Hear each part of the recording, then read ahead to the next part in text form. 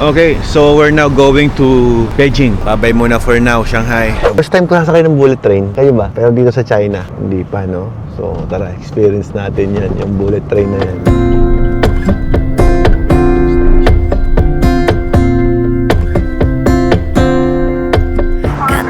Dito na kami guys sa railway station. Grabe yung train, ang laki. Bullet. Napayado si Kuya Gary. Grabe, kalaki oh. Wow!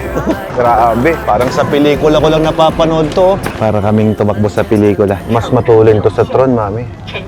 Yung tron, kaya matulin yun, zigzag eh. Ganon-ganon eh. Eto, diretso. Sana makita niyo yung nasa labas eh.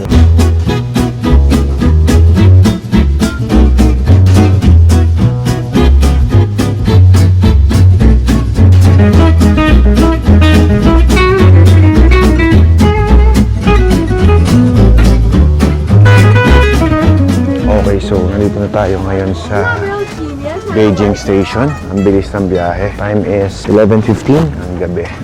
Okay, so mabilis lang ang babaan nito eh. Dapat ready ka palagi. Kumbaga sa pampublikong sasakyan nila to, ganun kabilis yung train.